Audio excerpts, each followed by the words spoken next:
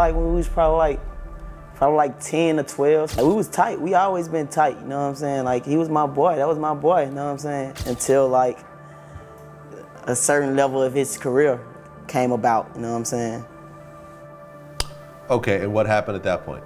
Well, it was just a lot going on. Police ultimately determined a man inside the car with no plug fired the fatal shot that killed Bankroll Fresh, who shot first at the vehicle. It's just up that you would kill a person like Big L, which is a good person, is a good role model, somebody that was about to be something, because you mad that his brother, you know his brother, but you know the name, how the street game go. If I can't get you, I'm gonna get your brother. You cut somebody that you love, I'm gonna get you.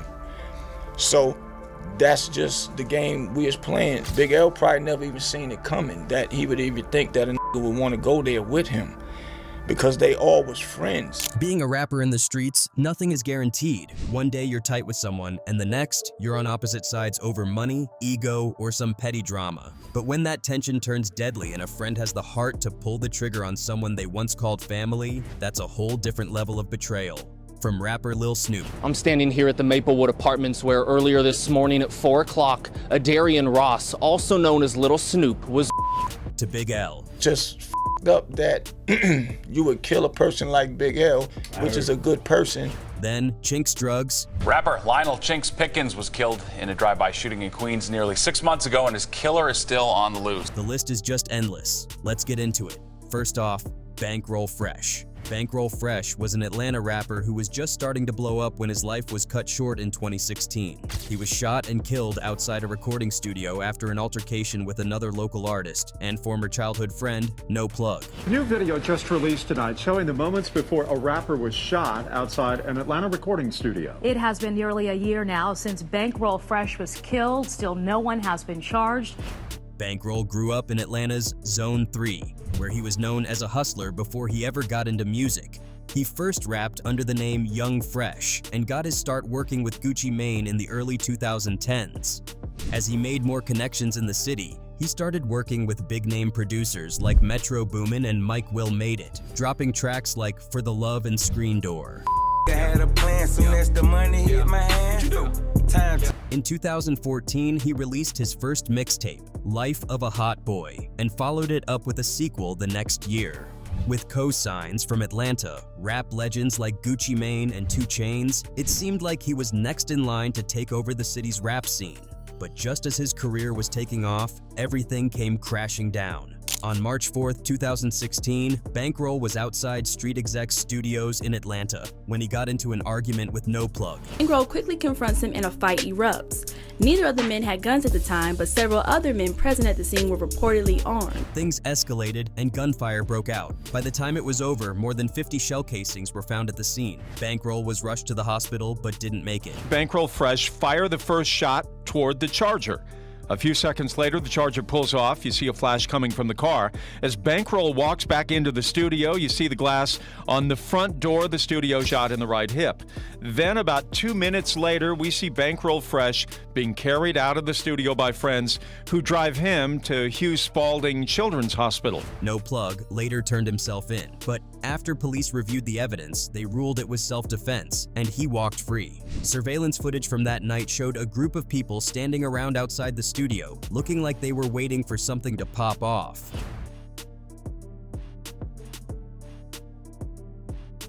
Then, off camera, the fight started, and the next thing you know, bullets were flying. It's still not entirely clear how it all went down, but No Plug later told his side of the story in an interview with DJ Vlad. According to him, he and Bankroll had been tight since they were kids, but things got weird once Bankroll started blowing up. You and Bankroll Fresh were friends since you were kids? Yeah. Okay, so explain that. Well, we met like when we was probably like 10 or 12, some like that, you know what I'm saying? Like, we was tight. We always been tight, you know what I'm saying? Like, he was my boy. That was my boy, you know what I'm saying? Like, our friendship always been until, like, a certain level of his career came about, you know what I'm saying? Okay, and what happened at that point? Well, it was just a lot going. He said their issues weren't even about music. It was petty street drama, mostly over women and respect. The real tension started around Thanksgiving 2015. when both of them were doing turkey drives in different neighborhoods. After Bankroll finished handing out toys at his own event, he decided to stop by No Plug's hood unannounced. No Plug and his crew weren't cool with it because there was already some tension, so they told him to leave. No Plug insisted they didn't disrespect or rob him, they just didn't want him pulling up without checking in first. After that, they didn't see each other again until the night of the shooting. No Plug said he was just at the studio for a meeting when Bankroll confronted him about the turkey drive incident. Apparently, a girl who was cool with Bankroll spotted No Plug there and let him know, so Bankroll pulled up ready to press him about it. At first, it was just an argument, but when No Plug tried to leave, Bankroll allegedly started messing with him, and they ended up scuffling and falling down the stairs. Someone broke up the fight, and No Plug left, only to realize he dropped his 2 cell phones inside the studio. When he went back to grab them, he said Bankroll and his crew were already armed and ready for round 2. Bankroll even had a stick, Southern slang for a gun, which No Plug said caught him off guard because he didn't think things were serious enough for guns to be involved. Out of nowhere, Bankroll fired the first shot, and that's when all hell broke loose. No Plug's crew started shooting back, and suddenly, it was a full-on shootout with bullets flying everywhere. In the chaos, Bankroll got hit and didn't make it. After everything went down, No Plug called his lawyer, Ash Joshi, the same guy who's represented big-name rappers like Gucci Mane. He turned himself in, gave his statement to the police, and was let go without any charges. Police ultimately determined a man inside the car with No Plug fired the fatal shot that killed Bankroll Fresh, who shot first at the vehicle, and that is why they have closed this case. The surveillance footage seemed to back up his story, showing that Bankroll and his crew were the ones who came looking for trouble that night. In the end, another talented rapper lost his life over something that could have been avoided, and what makes it even worse, Bankroll and No Plug weren't just rivals, they had been friends since they were kids. Just another reminder of how fast things can spiral out of control in the streets. Then, there's Lil Snupe. Lil Snupe was a young rapper from Jonesboro, Louisiana, who had a crazy amount of talent and was on his way to making it big. He got his big break when Meek Mill took notice of him, and before long, he had co-signs from some of the biggest names in the industry. But just as his career was starting to take off, his life was cut short in the most tragic way. He was shot and killed by a so-called friend over a video game dispute. It all happened last week. Police believe an argument over a video game turned violent. I don't know. I don't know the real truth because the older person told me that basically him and Snoop was playing the game and that they were playing 2K12 for like $100 or something like that, a game that Snoop had with him. He kept clutching. He had a gun that he kept clutching. So the older guy told me that raised a flag for him, like, what are you doing? I got all this money in here. He immediately come out with it pointed, or did you, what did you do? He said he immediately came out with it pointed. The older guy said, Denisha, if I would have just shut it down for that night, your son would be alive. Snoop grew up in one of the toughest parts of Louisiana, surrounded by violence and crime. His mother had him when she was just 15, and they struggled to make ends meet. But even as a kid, he had one dream: becoming a famous rapper and making it out of the hood. He started rapping young and quickly built a reputation in his city for his insane freestyling skills. At 17, Snoop went to see Meek Mill perform at Grambling State University and wasn't about to let the opportunity slip away. After the show, he knocked on Meek's van window, handed him a demo tape. Leaving out of a college in Louisiana, when I was leaving out of college, there was a lot of people banging on my window, but it was one young kid, he had a hoodie on. He had his hoodie on and he was just banging on my window, but he was calmed on it. Later, Meek called him back. Impressed, Meek brought him in, and after hearing him freestyle, he signed him to Dream Chasers. By the time he was 18, Snoop was rubbing shoulders with hip-hop legends like Rick Ross, Bun B, and DJ Khaled, who even predicted he'd be the next big thing. In 2013, Snoop dropped his mixtape RNIC, and his track Mellow took off, racking up millions of views. He had this rare ability to mix Southern rap with an East Coast flow, and his freestyling skills were on another level. He was on the brink of superstardom when everything came crashing down. On June 20th, 2013, Snoop was at the Maplewood Apartments in Winfield, Louisiana, hanging out with some friends, including Tony Holden and another guy known as Lil E. They were playing video games and gambling when an argument broke out, and suddenly, Snoop was shot. Paramedics arrived around 4 a.m., but it was too late. He couldn't be revived. The details of that night are still murky. Tony Holden was charged with manslaughter, armed robbery, and illegal possession of a weapon. But strangely, no one was ever officially convicted of Snoop. His mother believes Lil E was the real shooter and that the case was mishandled, allowing Holden to get off with just a gun charge. Lil E, on the other hand, denied any involvement, saying if he had really killed Snoop, he wouldn't be a free man. What's up with it? I'm E, Edge Store, person who getting accused by Snoop mama that I killed him, but I didn't do it. Like, facts proof. You don't know. Like, I wouldn't be out here. Like, if it was that, I wouldn't. Like, I'd be gone. Down, you feel me? Doing 40 years. To this day, Snoop's murder remains surrounded by questions, and justice still feels incomplete. What's undeniable, though, is that hip-hop lost a rising star way too soon.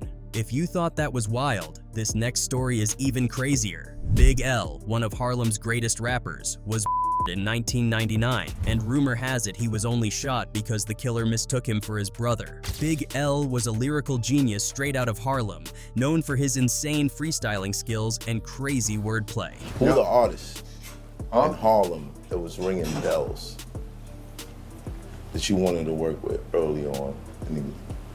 Big L is a goat. Snoop. Big L is the first thing, man. Out of all our range, man. Ask Cam. Yeah. Ask Mates. Ask anybody. Big L's the first out of all our regions. Ask Mino. Big L's the first. His debut album, Lifestyles of the Poor and Dangerous, is considered a classic in New York hip-hop. But even though he had respect in the underground scene, he never got the mainstream success he deserved. Right before he died, he was in talks to sign with Rockefeller Records for his second album, The Big Picture, which could have finally given him his big break. But before that could happen, he was gunned down at just 24 years old. On February 15th, 1999, around 8:30 p.m., Big L was shot 9 times in the face and chest in a drive-by right outside 45 West 139th Street in Harlem. A man named Gerard Woodley was one of his childhood friends. Big L probably never even seen it coming, that he would even think that would want to go there with him, because they all was friends. They was all 4 friends. He would later be arrested for the Police believed it was a revenge hit for something Big L's brother, Leroy Finazzi, had done, or at least something Woodley thought he had done. But due to lack of evidence, Woodley was released, and to this day, the case remains unsolved. There are a few theories about what really went down. One theory is that Woodley actually had beef with Big L's brother Leroy, who was locked up for armed robbery at the time. Apparently, Big L was wearing Leroy's chain that day, and Woodley either mistook him for his brother or decided to take out L since he couldn't get to the real target. It's just that you would kill a person like Big L, which is a good person, is a good role model, somebody that was about to be something, because you mad that his brother. But you know the name, how this can't get you. I'm gonna get your brother. You cut somebody that you love, I'm gonna get you. So that's just the game we is playing. Another theory is that Big L was killed in retaliation for allegedly setting Woodley up to get robbed. Word on the street was that Big L had a hustle where he'd lure drug dealers into doing business, then tip off his crew to rob them. Some say Woodley was one of his victims and that he came back for revenge. The third theory is even darker. Some believe Big L and his brother were plotting to put a hit on Woodley, but Woodley found out first and flipped the script, taking L out before they could get to him. This theory got some weight when Cameron, who grew up in Harlem and knew both Big L and Woodley, previewed an unreleased song on IG Live in 2016. In the lyrics, he raps, "Grew up with Big L and the dude supposedly killed him. A week before that though, a girl tried to kill him. What was he to do?" But Cam never actually dropped the track or clarified if he had inside info or was just repeating what he'd heard. At the end of the day, no one really knows the full story, and Big L's remains one of hip-hop's biggest unsolved cases. But even though he never got to reach his full potential, his legacy lives on. To this day, he's still considered one of the most gifted lyricists to ever come out of New York in the 90s, and his music continues to inspire new generations of rappers. Next up, we got Chinx Drugz. Chinx came up in one of the wildest parts of Queens, Far Rockaway. And yeah, it's called Far for a reason. It's way out by the ocean, super isolated from the rest of the city, but don't let that fool you. The streets out there are just as active as anywhere else. Chinx started rapping for fun back in junior high, but making music wasn't the easiest way to get paid. So like a lot of kids in his situation, he jumped off the porch early. His mom worked non-stop to keep the family afloat, but his dad wasn't really around much, and when Chinx was a teenager, he passed away. Instead of following his mom's example and getting a regular job, Chinx dropped out of high school and went all in on hustling and rapping. Even though he was making money in the streets, he always had bigger dreams. Instead of blowing his cash on flashy cars and jewelry, he put it into his career, paying for studio time and pushing his music. He had been rapping with his homie Stack Bundles since high school, and in the early 2000s, they linked up with two more rappers, Bino and Cow 2Gs, to form a group called Riot Squad. My last deal was worth more than his folks' house. Imagine this one after records with Fam Jimin. They started making noise in the city, but that's when the streets caught up to Chinx for the first time. By 2005, Riot Squad was building serious momentum, and Chinx and his crew were getting attention. But then, out of nowhere, he got booked for an attempted charge from 1999. Apparently, he and a homie had snatched a dude's chain and shot him, but nobody knows exactly how the cops connected him to it 6 years later. Either way, Chinx ended up getting sentenced to nearly 5 years in prison, right when the crew was about to take off. Stack was on the rise, making a name for himself every day. But instead of leaving Far Rockaway, he stayed posted up in the same hood, always rolling deep. He had a spot in the Rockaway projects, surrounded by the same people he came up with, and even though he had everything he needed to make it out, he wasn't moving like someone who wanted to. He was cruising around in a fresh Porsche, still flexing in the same streets that raised him. One of his neighbors even pulled him aside, warning him about the crowd he kept. "Why you got all these dudes around you? They ain't really your friends." Stack just smiled and said, "Auntie, it's better to keep your enemies close." Unfortunately, that wasn't true. In 2007, someone caught Stack in the lobby of his building and shot him in the neck and head, ending his life before he ever got to reach his full potential. He had studied music and art in college for a while, but in the end, staying in the hood for too long cost him everything. Product of the environment, but it's sad, real sad. So you know, I don't keep it moving, rest in peace, Stack Bundles, always. For Chinx, losing Stack was devastating. In a 2013 interview with XXL, he admitted he was ready to quit rapping completely after Stack's death. But when he got out of prison and saw the impact Stack had left on the city and the fans, he changed his mind. "People love him out here. I didn't want to let that die, so this is for him, his family, at the end of the day. That's why I keep it moving." Chinx lost one of his closest homies and had to sit behind bars, powerless to do anything about it. But when he got out in 2008, all the groundwork Stack put in had set him up for success. His name was already buzzing, and the industry was ready for him. One night, while Chinx was at a club, one of Max B's homies came up and told him Max wanted to link. At the time, Max B had just split from Jim Jones and left Bird Gang, and teaming up with him could have been a huge move for Chinx. But before they could really make anything happen, Max got caught up in a wild case that ended with him getting sentenced to 75 years. According to police, Max had his girlfriend and stepbrother run up in a New Jersey Holiday Inn to rob a dude named Alan Plowden. They tied him up, waiting for his homie David Taylor to walk in. When he did, they shot him point blank. Turns out, Taylor didn't even have any money on him, so Max's people just ran off after killing him. Plowden managed to escape and call the cops, who found him trying to take $30,000 in cash out of the room. In 2009, Max B was hit with that 75-year sentence. Luckily for Chinx, he had another major connection in the industry. Max had already introduced him to French Montana, and they clicked instantly. They started a crew called Coke Boys, and in April 2009, Chinx finally dropped his debut mixtape after rapping for over a decade. He stayed on his grind, dropping 2 more tapes the next year, proving that he was one of the hardest working artists in the game. By 2012, Chinx was on fire, especially after jumping on the remix for I'm a Coke Boy. He was focused, saying he just wanted to make feel-good music and leave his mark, and it was working. He was climbing fast, working with big names like Young Thug, and everyone knew it was only a matter of time before he blew up. But just as he was about to take over, tragedy struck. On May 17, 2015, after a show in Brooklyn, Chinx and his homie left the club with no signs of trouble. But outside, 2 guys were waiting in a van. As Chinx sat at a red light, a black Mercedes pulled up, then shots rang out. He was hit at least 8 times but tried to drive away.